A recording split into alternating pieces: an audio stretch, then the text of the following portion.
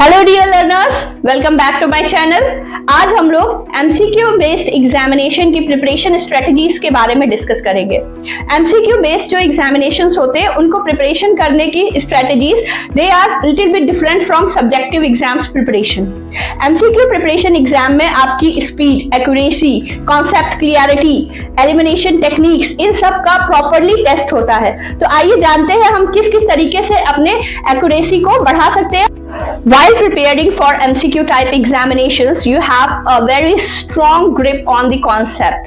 Concept समझने के लिए आपको उसमें comparisons को basically पढ़ना पड़ेगा, उसके exceptions कौन कौन से हैं ये सारी चीजें जाननी पड़ेगी, उसमें diagrams, graph, tables, whatever it is you have to learn or you have to explore it.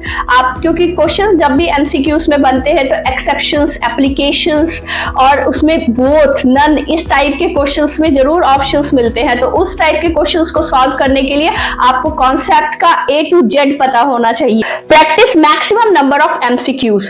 कभी भी आप MCQ एग्जाम्स की प्रिपरेशन कर रहे हैं तो अगर आपने कोई कॉन्सेप्ट पढ़ा है और उसके MCQ नहीं सॉल्व करे हैं तो वो कॉन्सेप्ट आपका 100% कभी भी प्रिपेयर नहीं होगा। तो फॉर योर 100% प्रिपरेशन आपको MCQ क्वेश्चंस जरूर सॉल्व करने हैं।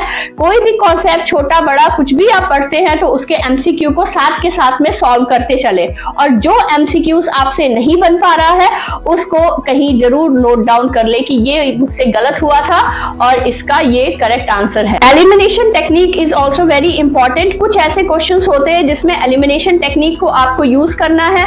कई बार क्वेश्चंस में always, never, if, but, both, none, except इस तरीके के वर्ड्स का इस्तेमाल होता है। तो इस टाइप के MCQs को सॉल्व करने के लिए आपके अगर कॉन्सेप्ट पे स्ट्रॉन्ग होल्ड नहीं है तो आप उसको नहीं कर पाएंगे।